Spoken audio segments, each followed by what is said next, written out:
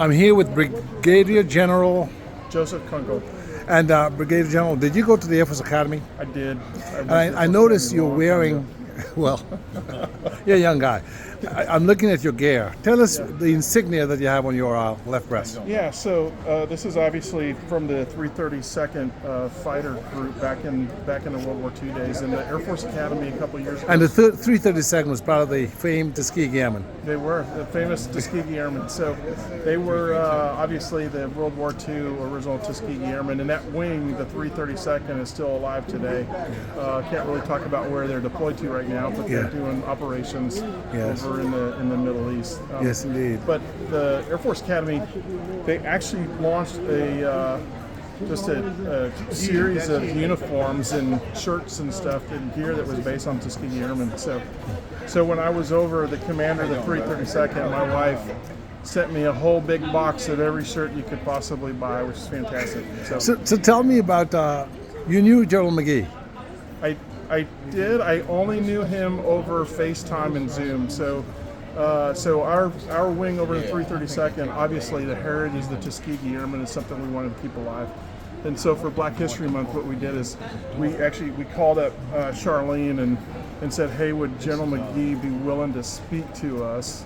And she said, absolutely. So he spoke to us on, I think, 2 different occasions.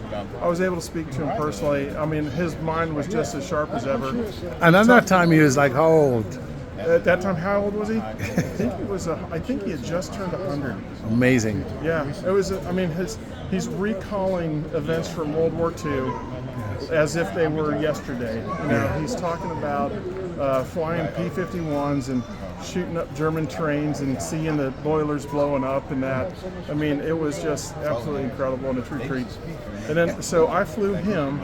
I flew F-15s over there, so I flew a flag, a U.S. flag, and in the cockpit with me, and I sent it to him and said, thank you so much for speaking to us. And he actually sent me an autographed copy of his book. And that's his book right here. Yeah, that's his book right there. McGee. So fantastic. It was an amazing opportunity. And what would you like to tell our young boys and girls? You know, some of them in need of direction, in need of, you know, for instance, to get into the academy, what did you have to do? So here's what I would tell them.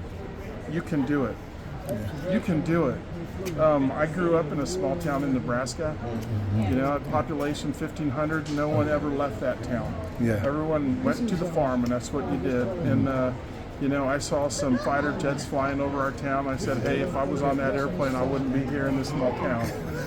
And so I did everything I possibly could to get myself to the Air Force Academy, because I knew if I went to the Air Force Academy that I'd probably make it as a pilot. And sure enough, I did. Outstanding. You fly F-15s? Yep. Yeah, I flew, and I had a long career flying F-15s and F-22s, and unfortunately now I'm probably too old to fly anymore. Come on, man, you're a young guy. I know. I'll get back to Well, it. listen, I want to thank you for your service, and God bless your family and the 332nd, and you know, thank you for the inspiring words. I mean, you had to stay in school and graduate. Yeah, you absolutely do. But I will tell you that if I can do it, anybody can do it. You can do it if you put your mind to it and you have a good attitude about it. I mean, you can really, really do it. Hey, I'm so proud of you guys for just you know, the heritage of the Tuskegee Airmen is so important to our Air Force. And you know, celebrating diversity and everything that Tuskegee Airmen, you know, meant to not only our Air Force but to our country is pretty incredible. So thanks for what you guys are doing. Thank you, General. God bless you, sir. Yeah.